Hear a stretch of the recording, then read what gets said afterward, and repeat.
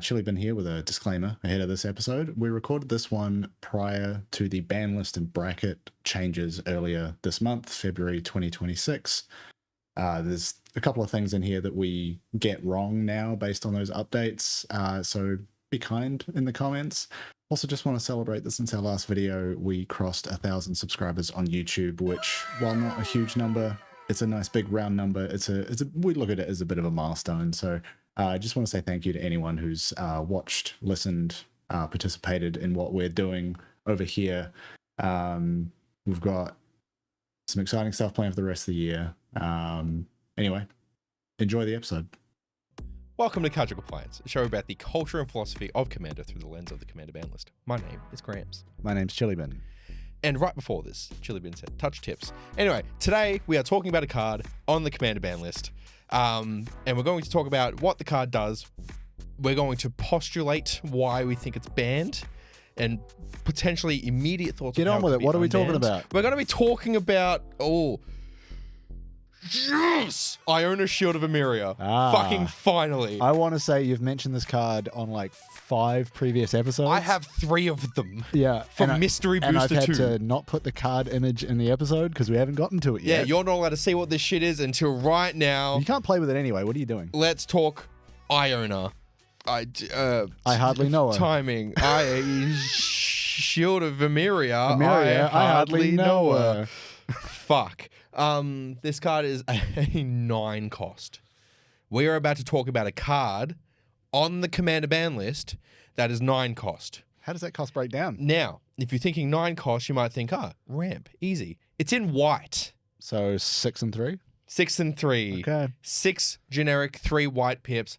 Impossible in white. It's a legendary creature. It's an angel. Mm-hmm. It's got flying. And it says, as Iona, Shield of Emeria, enters the battlefield, choose a color. Mm-hmm. What could you be doing with that? Stopping it from playing the game? Your opponents can't cast spells of the chosen color. Yeah, I knew what this one does. It's got 7, and it's a 7/7. Yeah. No more shall the righteous cower before evil. Come on, you have to know why this is banned. I know why it's banned. I just don't know if it needs to be. The word protection gets thrown around a lot. This is not what that says. Well, okay. If Grand Arbiter Augustine the Fourth, aka one of the worst fucking cards ever. Stacksman, yeah. I know who I am inside. No, Grand Arbiter is Stacksman. Yes, Yeah. so am I. Okay. Because of my Grand Arbiter in my Stacksman deck. Of course. This also I tried to put into... There's a lot of cards that are banned here today that I just would like to put in a Loro and it would be okay. Yeah, you and everyone else. Yes. It's going to make the game miserable. Yes. We played one of them games. Yeah. So I got Smokestack and Static Orb down very early on in the game. Turn 3 and turn 4. I was having a great time. Yeah. No one else was. But also, you built that deck to do that exact thing. And I did tell people. And you did tell people. And everybody said, yes, okay. Yes, that's okay. Yeah. And then the 5th turn of Smokestack being down, everyone was complaining enough that I sacrificed the Smokestack to Smokestack. Yeah. Or the other 3 people go, let's start a new game with different commanders. Exactly. Whereas Iona Shield of Emeria basically is a monocolor hate. So if you're playing a monocolor deck, it basically shuts down more than majority of your deck. You know, unless you're playing, Shuts down everything except like colorless artifacts, right? That's what I mean. Yeah. So like, an Ashnod deck would be okay. There's a lot of artifacts in that. Not as much black. So like the deck that this would hurt me the most. No, actually, no. What am I trying to say here? I have a monocolor deck with a very high artifact count. Yes. It is my Squee, Squee the Eternal? Yep. Is that the right one? Yes, the red one. The one that you can cast from graveyard or exile. I believe so. So you never pay command attacks. It's Squee Voltron. Yes. Right? The idea is Squee always costs 3, put a bunch of shit on him. Yep. Kill people. Yes. But if I say red. Yeah. Then I've just got artifacts, which are almost all equipment and nothing to put them on. So you've got Voltron without the drivers. Yeah. I've got post-humanity Voltron. Hello, welcome to my post-apocalyptic deck. All I've got are boots and swords. Well, and look, I want to point out some really important thing on this. It's opponents can't cast spells of the color. Yes. If you have effects like that, you put things onto the battlefield, you can still put them. You can still, there's the majority of the game is casting spells. Yes, and I'm just getting ahead of all the TikTok. Yeah. Where it's like you could like. Well, here's the thing. For those comments to happen, we would have to put that on TikTok. We just don't do that. We don't put that on there. We get a lot of TikTok is very good revenue. Not revenue. It's a very good resource for us. Yeah. I'm tired of rage baiting assholes on the internet, dude. Limited resources was one where people really liked to point out to us that you just can't play lands. Yeah. Doesn't mean you can't put them down. So I'm getting ahead of that and saying, yes, I understand that it says your opponents can't cast the spell of a color. Can't cast spells of the color you've chosen. Mm-hmm. And yes, we understand you can put them down. But you have to cast the spell often to put things down. And they regularly in the color identity of your deck. Mm-hmm. And let's not even begin to start, I'm anti this card. Yeah. Don't get me wrong. It fucking sucks. I'm going to be pushing. I thought I was okay last episode. Go and see Yawgmoth's Bargain. I thought I was all right. I know I'm fucked for this one. Yeah. Because don't even get me started about Mirror Box and having 4 versions of this bitch down. Iona Myriad is insane. Iona Myriad. Iona Myriad. Question. Iona Myriad deck. What? A question on this. Yeah. And I think I know the answer, but I'm going to clarify because Sure. I'm sure there'll be people watching that might not know the rules on this one. Uh-huh. I cast Iona. Yeah. And I choose blue. And it says your opponents can't cast the spells of the chosen color. Yeah. That is an effect that is only on the battlefield when Iona's on the battlefield, correct? When Iona leaves, I believe so, yeah. the effect goes away. Yeah. It doesn't say it on the card. But no, but without Iona on the field, where is that coming from? Exactly. Yeah. It's not an emblem. So it's just it's like things like is it Finale of Revelation, where it's like draw however many cards. If it's greater than 10, you have no maximum hand size for the rest of the game. Yes. Like that's where that effect comes from. When the effect is detached from the card that produces it, it will say something like that. Cool beans. Just to put that out. Or it'll be an emblem. Yes. Right? Something like that. Give us Iona emblems. Oh, I almost threw up.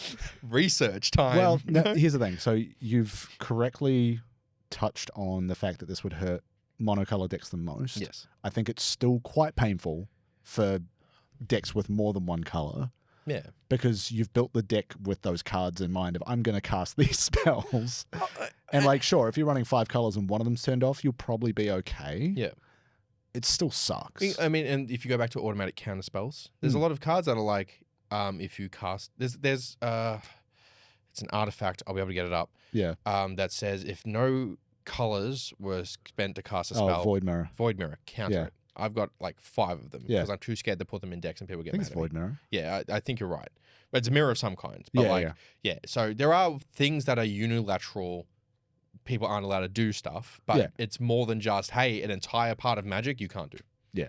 Like, it's more like, hey, no more artifacts, guys. Or no more free spells. spells. Well, I think the idea with Void Mirror is like, if no colored mana was cast or used to cast it, that's like, if you're tapping a Soul Ring to play an artifact, cool, you don't get it. But it's also Cascade, all those things where you're casting shit for free. Yeah. That I think is more what it's designed for. Yes. And the other thing is... And it's a much smaller, like, slice of the pie. You would talk if you were going to a table and there was the 4 of you and I'm playing my full colorless Urtet deck and you've got a Void Mirror in your deck or something that is artifact. So isn't your Urtet deck Wooburg? It technically is, but a majority of the spells are no colors. Yes, yeah, true. I think only like 10 spells in there actually have color. Yeah, but it's because Urtet has a Wooburg casting cost. Ability cost on it. Yeah. So like, if I'm playing an all artifact deck that is mostly color spells and you have Void Mirrors or artifact hate, we would talk about that first. And I've had that conversation where it's like, I want to play Urtet. Oh, I'm going to bring out this deck. Maybe I'd like to play Urtet. Maybe don't bring out that deck. If you want to really play that deck, I will play something else. Yeah. Like, easy conversation to have. Have that with your friends. Yeah. With Iona, you can't really have a conversation with that. If it's your commander, I didn't even think about this as a commander. Oh, I just thought about this in the 99. Why would you, like, yes. Yeah, because once it dies once, the 11 cost.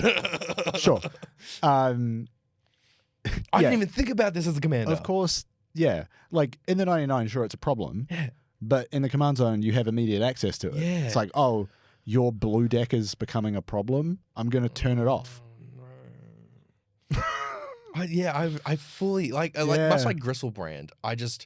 I would not put either of them as my commander No. because they're much both of them are bad no matter what. absolutely, but they're much But they're better worse. to cheat out. Worse as for a cheap. commander. Chuck this in the graveyard, turn 1, unearth it. Hey, you're mono green. See, the thing is, like, there's a line where you don't even pay 9 for this. There's I literally just said one. no, there's what am I thinking of? There's cards that let you put commanders you own from the command zone into your hand, and then you just need Command something. beacon. And then you just need something that lets you dump it onto the field. Like, Yeah, there's a bunch of different ways to get this out for not. but you need to be able to. You need to cast it, or it's when it enters. No, just when it enters. Sick.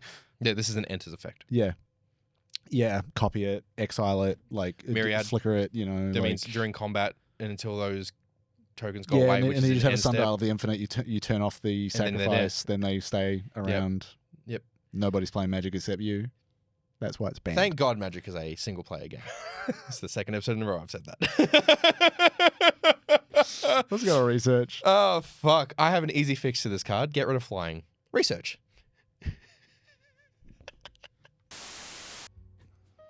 You know where we won't block your spells.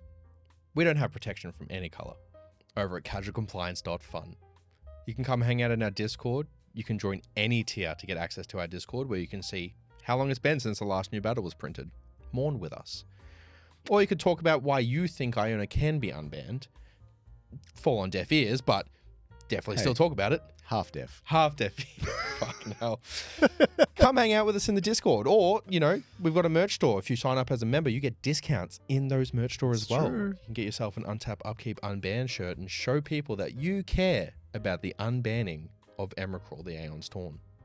Just that one. Just that one. Okay. Go to casualcompliance.fun. Come hang out with us. Welcome back to Casual Compliance. Today we're talking about Iona, Shield of Emeria. Just to remind everyone, a 9-cost white spell. 6 white for a legendary creature, Angel. It has flying, which is the biggest issue. And then it says, as Iona, Shield of Emeria enters the battlefield, choose a color. Your opponents can't cast spells of the chosen color. Now, if you choose purple, you're fine. No, you have to choose one of the 5 colors in Magic. Colorless. That's not a color. Puce. That's not a color. I mean, Not in Magic the Gathering. It's not. The other in color. What does that the 6th color mean though? Anyway, so Iona already a problem. 7/7 Angel with all of that extra stuff that stacks players' dream. Yeah. It was printed in 2009, banned in 2019. Wow. It saw 10 years of play. Probably because it's a 9-cost Angel. Yeah. Iona's ability to lock entire colors out of the game makes it brutally efficient at removing agency from other players at the table, especially when opponents are playing 1 or 2 color decks. Very fair. What we touched on before we did our research. This often has the effect of totally negating 1 or more players' involvement in a game and creates unnecessary social friction. Yep, fair enough. And It's a social game. Unfortunately, it does once again come back to, hey, fucking talk to the people you're playing with. Yeah. Like it does, but I still think that's not a reason why Iona could be unbanned. No, absolutely not. Like, no. It's still that point about removing agency. I don't think we touched on earlier. Like, that's really important. It's like, very important. Someone's put a lot of time into building their deck. They want to play it, and you're saying, actually, no, you can't. And I will touch on that in a bit, but because there is, I do think that there are a lot of cards that still remove agency from the game, that are problematic, that aren't game changers or aren't on the ban list. So I will talk to them, but I think it's important that we talk to them to understand why they're potentially different from Iona. Sure. But in April of last year, when they did the 5 unbans, they also spoke about Iona and its potential unbannability. And it says, Iona was actually discussed heavily. On one hand, it's an awesome 9-mana Angel that can create some pretty interesting decisions against a table of 3-color decks. On the other hand, it can shut down monocolor decks and turn off half of a 2-color deck. Yep. The play pattern on this card is not the most fun, and we wanted to hold off for now. It could theoretically return to Commander in the future. Which is a really lovely statement, because it means that maybe I will get to play it. Yeah. If I put it in a deck, no one's going to let me play that deck, which is very fair. Yeah. I would be interested in looking at the EDH rec data to see, or even Moxfield, to see the proportion of decks that are monocolor, 2-color, and 3-color, and what's being built. I reckon I can find that pretty quickly. And while you do that, I will talk to the fact that, once again, I do not think that this is a justification for why it can be unbanned. I'm just very curious in terms of that distribution to see what kind of realm we are working with. Because personally, I think that 2-color decks are probably the most common. I don't think monocolor are. Monocolor is quite difficult. And I know it seems pretty easy, just jam everything with green, but there's a lot of synergies that are better when you add an extra color. It's splashing, but on Commander. Yeah. So I think that 2-color would be the most, with 3-color being second and 1-color being third. Okay, I don't think this is as easy to find as I thought it would be. Sad. No, hang on, here we go. And then 5-color, 4-color, Iona doesn't even matter. But I can give you some very quick eyeballing of this just over these drop downs on EDH rec. So under monocolor, like mono white sitting at 209k, then 219,000 for blue, 304 for mono black, 281,000 for red, 241,000 for green. So 3, 3 is 6, 4. So about 1.2 million. Yeah, so you're basically looking at like Fuck, it's a lot of decks. Average is sort of 250,000 decks. 2-color, the lowest is, just very quickly checking this, 221,000 in Selesnya. So already much more. Than, 3-color looks like the lowest is 191,000 in Abzan. Abzan. Wow. Then the next lowest is banned at 248. Our boy from Command Fest holding together that Abzan list. Yeah. Fuck yeah. Shout out to you. So like 2 and 3 are actually way more common. Yeah. Like on average, we're talking just averages at this point. Yeah. The one, is this the highest? Okay, the highest. This is just based on EDH rec data. Wooburg, 496,000 decks that EDH rec is tracking. Fuck yes. So yeah, like 2 to 3 color seems to be, putting Wooburg aside, seems to be more common across the board than mono. And like I would expect monocolors to have, because there's only 5 colors. Yeah. So I would expect them to be more of them. Yeah, but it's also about like how many commanders exist in those colors and like which ones people actually want to play. Yeah, that's true. As soon as you go to 2 and 3 colors, there's a lot more optionality in terms of what you can do. Not wrong. I mean, and green, realistically, there's 213,000 decks in green, but there's only 2 commanders in green. So like everyone knows it's gold or Finn the Fangbearer. Yeah, sure. Oh, far out. Okay, so it could come back. I still think it could for multiple reasons. I don't know what world it would, and it would be really hard to bring back. One is, again, in the world of brackets, it has to be a game changer. Well, yeah, anything coming off the ban list will be. Yeah, but it would never not be a game changer. Sway of the Stars went fully off. We get that, but I don't think this becomes just general population. Absolutely not. No. Full hell. So it would be a game changer, which locks it to 3 and 4. Yep. And 5. It wouldn't get. I can't imagine the seeing play in 5, unless you want to block out Thoracle. But like, I can't see this playing. It's just too expensive. CDH players, those who watch this, please let us know. Please tell us if we're wrong. I think it costs too Iona? much. Yeah, exactly. It's too expensive. Unless you're cheating it out, but like even then, they'd want Emrakul. Is that really what you want? Yeah. In 3, like I could see it getting played, but what you're playing in 3 when you're playing intentional 3, you wouldn't even be playing this on curve because she's quite expensive. Like it would take a while. Also, by the guidelines, you've got up to 3 game changes in a bracket 3. Yes. So it's this plus 2 others. But exactly. Maybe it's a smothering tide to help you pay for it. Yeah, realistically, right? Because you're not cheating out planes, and especially if this is your commander, you're in mono white.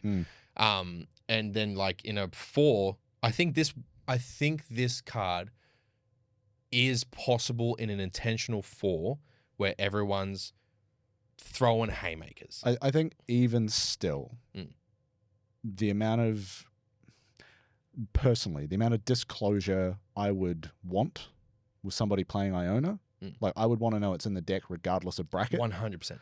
And I will categorically choose not to play against that deck. Yeah. Because I just don't think it's good for the game. Yeah. And it's that player autonomy.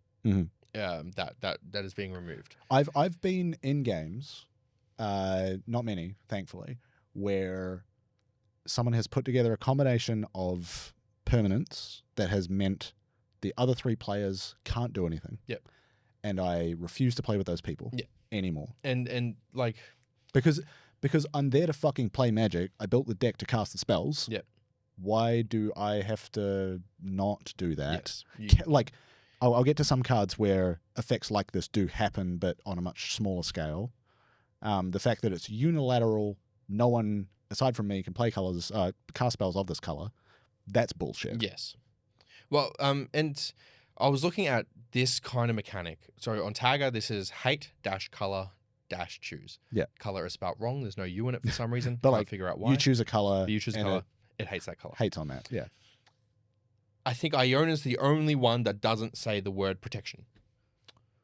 Yeah, there's ones that go all the way around it, but the ones with this kind of effect. So what I actually looked up was I wanted to make sure I understood protection properly. I found one in that list that I think is actually quite interesting. Wash out. And we will get to that. I want to explain protection quickly, just because it is one that I misunderstand quite a lot as well. So the acronym is DEBT, DEBT. Yeah. Damage.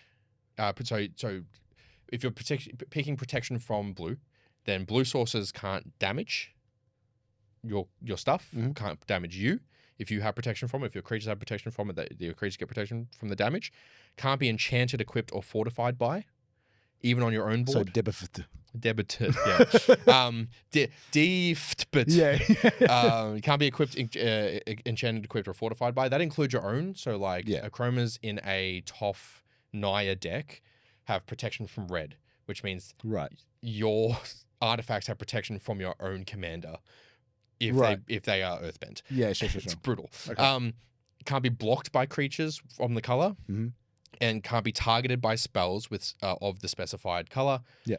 Or abilities that have that quality. Yeah. So things that say it's a protection from white, like a Wrath of God is still going to kill it. Yes. Because it's not targeting, it's not damage, it's destroy all. Interesting. Yeah. Protection is so difficult. It's got... There's so many things you need to remember just because it says protection. 702.16p. Okay. If you care, go look it up. Go and look. Yeah. Rule 702.16. We're not going to sit here and read the comprehensive rules. Exactly. I'm not going through for all that. Not on this show anyway. Yeah. And multiple versions of... And the most important one, in my opinion, just that everyone so knows, is 702.16m. Multiple instances of protection from the same quality on the same permanent or player are redundant. Yes. Don't forget that. They either have protection or they don't. Yes. Everything says protection except for washout, but there's probably other ones in there, but a majority say protection. Now, protection is a very, very used word in Magic. There are across 32,000 cards since 95. It gives you protection from the color, but it's not universal. And it's not often forever. Yeah. Regularly, it's until end of turn. Yeah. There are some things, very rarely, that make it. It's like you get a thing that gives you protection from that. It's like an emblem. Right. Okay. But most of the things, it's name a color at instant speed. You get protection from that color. Yeah. It's a lot of it is protection. It's saving yourself from something. Yeah. Whereas Iona is not protection. It's no play. Yeah. The spells can't even happen to begin with. Yes. No. What is it? No hat, no play. Yeah. That's Iona. Yeah. You didn't wear your hat. Blue. Oops, all hats. At the table. And Iona's sitting there with all the hats. Yeah, That's got how the hats. it works. Hat for you. Hat for you. Hat. No hat for you. No. There was something that I read that was really upsetting to me, and I'm not going to point out all of it, but I'm going to discuss some of the concepts in it because I do find them interesting. The concept of that removing that player autonomy or making things unplayable. And we spoke about it a little bit with Void Mirror, which is can't cast. I didn't bring it up, but I'll grab it now. It's not can't cast color spells, but if you could... it's a 2-cost artifact. Whenever a player casts a spell, if no colored mana was spent to cast it, counter that spell. Yes. So the spell it's a counter. Does go on the stack, and then the ability counters and you can interact with the ability. Yeah. Iona doesn't have that. No. Which is really... You can't even put the spell on the stack. Exactly, which is an important difference. Now, I'm going to talk about a pre-game action here. And I want to talk about shutting down decks, in this concept of shutting down decks. Okay. Because this is what I think is important with that player autonomy, is Leyline of the Void. Yep. Which is 2 black and a black, or pre-game action. If it's in your opening hand, you can start the game with it on the battlefield. sick. If a card would be put into an opponent's graveyard from anywhere, exiled instead. So asymmetrical, only affects opponents. And then turns off any deck that wants its graveyard at all. Your squee deck that you were talking about. Yeah. Shuts off that because you're not getting him out of the grave. Well, it doesn't shut it off because you can go to command zone, but yeah, in that case, I would pay 5. yes. Yeah. Then also Rest in Peace, which is 1 and a white, which is basically the same thing but without the pre-game action. Yeah. So it is more interactable. When it enters the battlefield, exile all cards from all graveyards, and because it's a white spell, symmetrically does the Leyline of the Void. Right. So that's why it's cheaper too. It's why it's cheaper and it's more symmetrical. It is a very unilateral white spell. It locks out any kind of graveyard player. This person says it locks out any mono red artifact player. Because mono red does not have access to enchantment removal. Now they're not wrong. There's not a lot of access to enchantment removal. That's a stretch. But I agree. Yeah. Definitely I get where they're coming from. It's a bit of a stretch. A point they had is a point that came to my mind, which is very fair. And the way they take it is like, yeah, sure, whatever, but I would like to explore it more, which is, having access to color spells, which we'll get to, but looking at more lockout spells first. Leyline of the Void, no graveyard. Yeah. Jin Gataxias Progress Tyrant, which is Progress Tyrant, I think is the one where, because Core Augur, no maximum hand size. Yeah. Yeah. So wait, no. Core Augur, it's not no maximum hand size. Each opponent's max hand size is reduced by 7. Yes. They have a maximum hand size of 0, which is different. Progress Tyrant is if I cast an instant sorcery and artifact, I get to copy that spell once per turn. Yes. If you cast an instant sorcery and artifact, counter it Once per turn. Yeah. This effect only triggers once per turn, correct? Yeah, each of those abilities trigger only once each turn. Yes, which means that it's only the first spell of the opponent being cast, kind of thing, or the first spell I cast. So it's not. Yeah. It's not you can't, and you can't. It's just during each player's turn. Yes, that ability can happen once. Yeah. That still removes that's going back to Irayo, but not so much, where that affects your individual ability to interact with the game, because less, like it triggers once, sure. It triggers once, sure, but still it has that impact. It's like, well, yeah, I'm not going to cast the counter spell because that's going to stop that. And yes, there's a social aspect of like, maybe they have a counter spell or maybe we can work together to deal with something. But if that gets down and I'm playing a deck that is blue-white artifacts, I can't play my artifacts. Yeah, I think the Jinga Taxis example, it can create it, like, yes, it is countering the first thing each turn if it's an instant sorcery artifact, which is not even half of the available card types in the game. Yeah. But it can create an interesting 3-on-1 strategy change. Yes. Where maybe players are teaming up to say, oh, I've got a 1-mana instant I can throw at this effect now so that you can do this thing that will get rid of it. Yes. Right? And that's interesting. And that's an interesting thing. But expanding that to Iona, where one entire color is locked out. Yes. How many times have we played games of Commander where we're all like there are, or sometimes 3 entire colors missing from the game because we've all played similar versions of 2 colors, right? Yeah. You don't get that same interesting effect with Iona down because you're not going to pick a color that you choose. And I'm just going to reread Iona quickly. It's only your opponents. It's not. Yeah, it's not symmetrical. You could say white and exactly. Still I can play pick white, and then everyone else who has white in their deck can't do it. Yes, in a game where everyone's playing 3 color, it does become an interesting like negotiation or discussion. But we are not experiencing that much, and we do have a wider pool of people that we play with. So like, it's not that we're just having the same and like we're parties. We're at bracket 2, bracket 3, bracket 4. I'd say I'm playing a little bit more bracket 4 these days than I used to. And I'm building decks in that direction just so I've got some things to play with. Yeah. And you do think about it differently, but I still would just never consider putting Iona in one of those. And the final point I have, which is again arguing against Iona, I've fully argued against Iona here because I played a game of stacks with consent from the other players. Mhm. And then the stacks thing did its stacks thing very early. Mhm.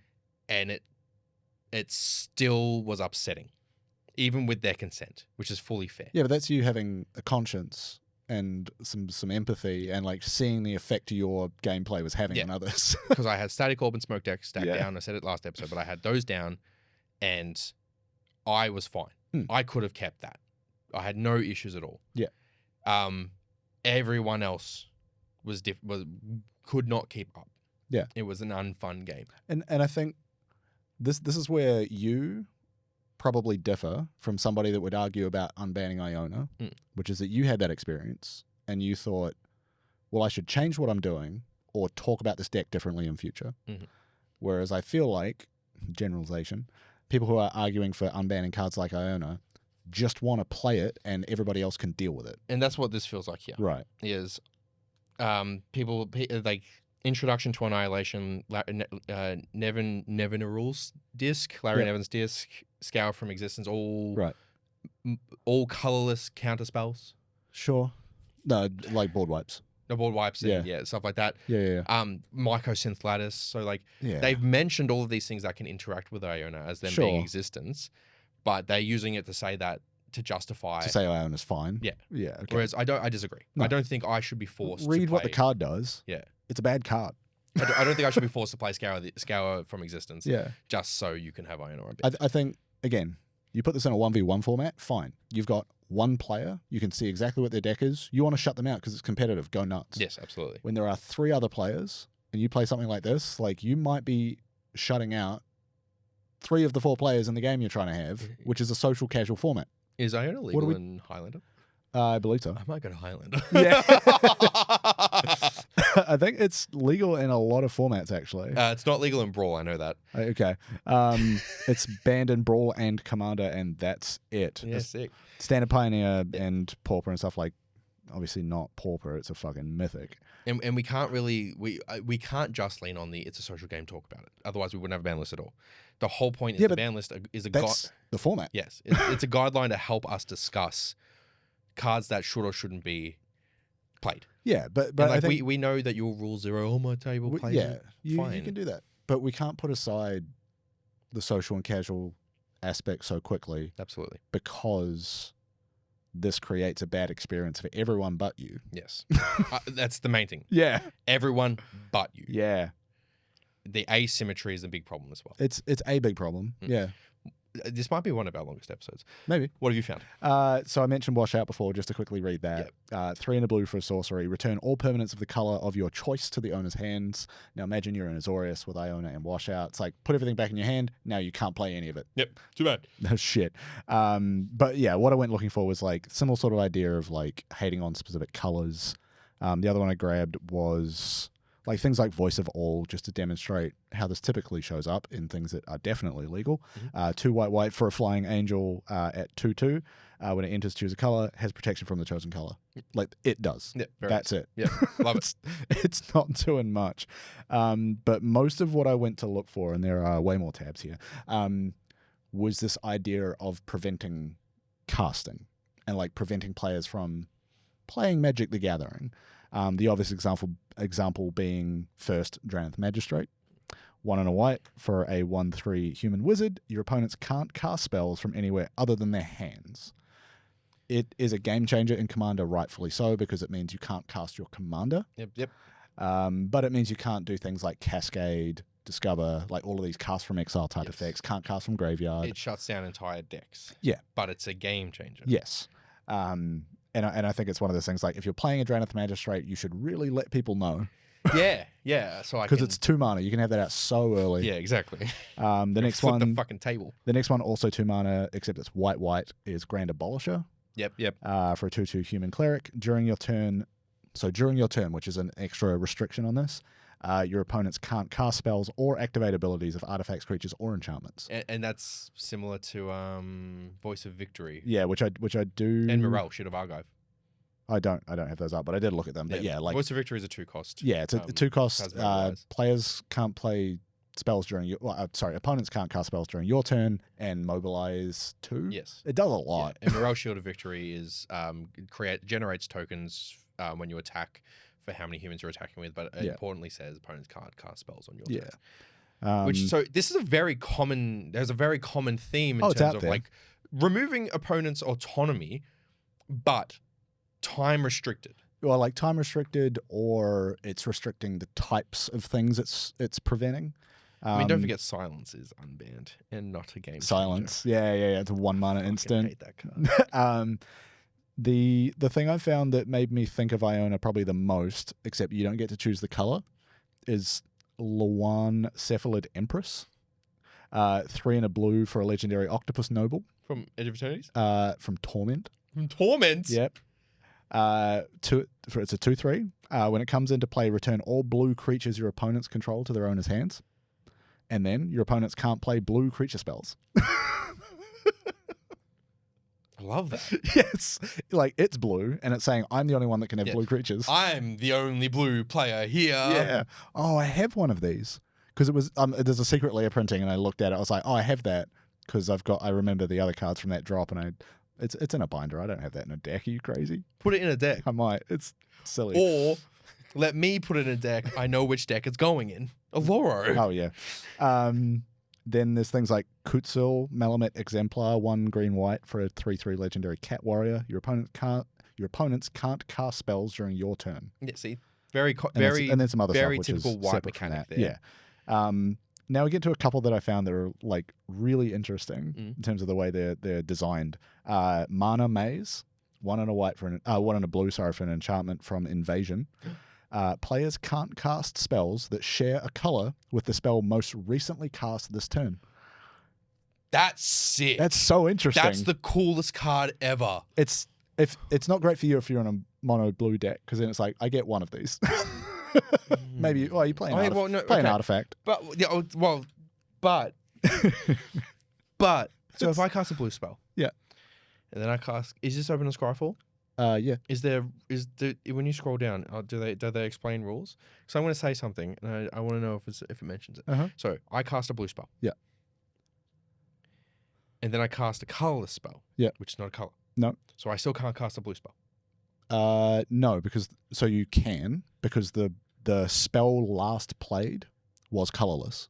So nothing shares a color with it. So you can cast any color. Okay. Yeah. Okay. It only looks at what the spell previously cast in the turn was. Okay. And colorless has no color. It just forgets. It doesn't hold a lot of RAM.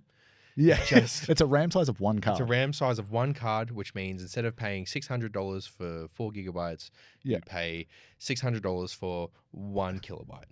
The most interesting Scryfall ruling on here: if a spell's color was changed while on the stack, I guess you could do that. Magical hack. No. Use the color at the time it was when you started announcement, not as it currently is on the stack or as it was at the time it resolved. Yep. I don't know how that is going to happen. Pause the video. How would you even look for that? I'm not going to try. We will find this out. And there's a line here. I don't know why you'd do it. Casualcompliance.fun. We do streams monthly. When we find this out, we will mention it in the stream. At the end of how to do the weirdest shit with Mana Maze. At the end of the month that this comes out, which is fucking December next year, in my mind, because I don't know when we are. Yeah, there'll be a stream, and we will find this. It's so weird. Next one is Ward of Bones, 6 mana artifact from Eventide. Love it. Each opponent who controls more creatures than you can't play creature cards. Yeah, fair. The same is true for artifacts, enchantments, and lands. So balance. Yeah, it's not balance. Well, it's was it Lavinia? Yes. That we. Oh, because Azorius Renegade. No, Lavinia is about you can't cast things worth more mana than lands you have. Yeah. This is more about no one is allowed to get ahead of each other. It's Magic the Gathering Marxism. Yes. Yes. We see you, Spice. Then the other one is Cornered Market. 2 and a white for an enchantment from Mercadian Masks. Mercadian Masks! Players can't cast spells with the same name as a non-token permanent. So if there's something on the battlefield with the same name, you can't do it. Can I hit you with a fun fact? There's another half of this card. Yep. Players can't play non-basic lands with the same name as a non-token permanent. So you can only have permanents. Basically, you can only have one of each name. You mean singleton? Yeah, for everyone on the battlefield. So only one player can have a Soul Ring. I love that's weird. old school legend rules forced in Commander. It's so weird. And it's not original. It's not original legend rule. It's like the second legend rule. Where It feels like this one. if you get it first in the drafts, yeah. So Mercadian Masks, they were so mad about the spelling of the name with the Q in it, that on the original like design doc for it, anything that had a K sound in there was spelled with a QU for a bit. Oh, okay, so just to reinforce it. Cornered Markets would have been QU. It's not. ORNED. It's CO. It's yeah, corner. but they would have had QU at the start of it just because they didn't like the name. One that's a little more straight up and down, and then I've got another one to finish on. Yep. Ashes of the Abhorrent. 1 and a white for an enchantment from Ixalan. Players can't cast spells from graveyards or activate abilities of cards in graveyards. That's like Soulless Jailer. And then whenever a creature dies, you gain a life. Yep, love that. That's just like graveyard hate. Yep.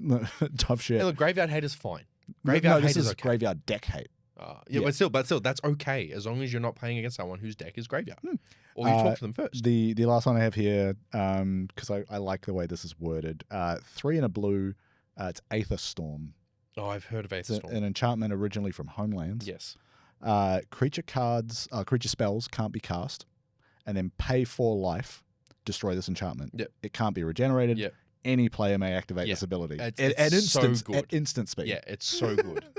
It's like, hey, no one can cast spells until someone pays 4 life. Creature spells. Yeah. Yes. For 4 mana. Yeah. Like that's kind of interesting in terms of design. But yeah, I think like Cornered Market, Ward of Bones, Mana Maze in particular, my favorite version of this type of effect. It's like it's kind of preventing you from casting spells, but in a really strange way. And you can get around it. You can. And you can get around it more than the word put. Yeah. So what have we learned today? Iona sucks. We learnt that protection is fine. Yeah. And removal of player autonomy is fine within reason.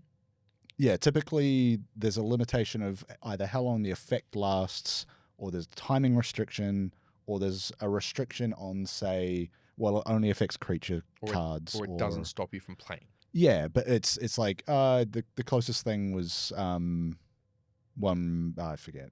It's hot in here. My brain's fried. Yes, it is. It is fucking like 32 degree. The point is, like, even if it prevents you from playing multiple types of cards, it's not going to last that long. It's okay. Yes, and again, you get to play the card. Even with a Leyline of the Void down, you get to play the cards still. Just don't let them go to the graveyard. Or do. It's fine. Exactly. You'll live. And like, there's still a potential to interact. You cannot interact with Iona. Well, the only way to interact with it is to counter it, because as soon as it hits the battlefield, gone. You've lost your chance. Exactly. And I do see a world where it can be unbanned. I get what they're talking about, especially with their intention with the brackets and how the brackets are functioning. They did the bracket update in October-ish, I think it was. October, November, something like that. Yeah, something like that, where they changed it from pre-con and stuff like that to intentional things. Yes. So I do see a world where there are cards that maybe potentially one day they say this is only for bracket full, or something like that. I hope they understand they have the game changer list for that reason. I think that'd be adding too much complexity to what is already a misunderstood system. And it would be almost antithetical to the game changer list, because it's basically this is the game changer list and this is the game changer list. Yeah, because then it's like, well, what's going to happen is bracket 5 players are going to ask for their own version of everything. Yes. As soon as you do that for one bracket. And we shouldn't be doing that. No. We understand the call for CDH having their own. We don't understand. We hear the call for CDH having their own stuff. The point is, like, before the bracket system, the same ban list and like the same card pool supported all of this. Yes. Right. The bracket system is not meant to be a change in the rules. It is a change in suggestion. It's a change in guideline. It's a change in how to discuss. Yeah, it's really just a communication framework. Yes. It's not trying to tell you how to build or play. If you find 3 other people that want to do the same thing, congrats. You can just fucking do it. Yeah. Have fun with them. Like, Iona's, genuinely have fun with Iona's them. still bad. I don't know why you'd want to. Hi, my name's Gramps. I am a stacks player at heart. I enjoy being able to put down a static orb turn 1 or a defense grid turn 1. It's a perfect opening hand once again. Soul Ring defense grid if you're starting with a Soul Ring, or Dark Ritual static orb. Smoke stack down turn 2 and then have some lunch. Yeah. Come back to the game later, probably still win. Iona makes that very easy for me. Yeah. So yeah, and there's not really a way to fix it, honestly, because like there's no way to get rid of the words and turn it into a 9-cost 7/7 with flying. It's basically I'll still never play it. That's terrible economy. it's a bad card at that point. So there's no fix. Just play Avacyn Archangel. I do. And It's an 8 mana. Archangel, Angel of Hope. Angel of Hope. It's an 8 mana 8/8 with a lot of words on it. Everything gets indestructible. Thank you to Spider. You have indestructible in our hearts. Always. At our unbanned tier supporter. Thank you so much. Go to culturecompliance.fun. Come hang out in our Discord. And we'll see you next time where we talk about Redacted. Insert banned card name here. The Atlanta Falcons. It's a Simpsons joke. I've made it before. I know you don't. I know you don't watch.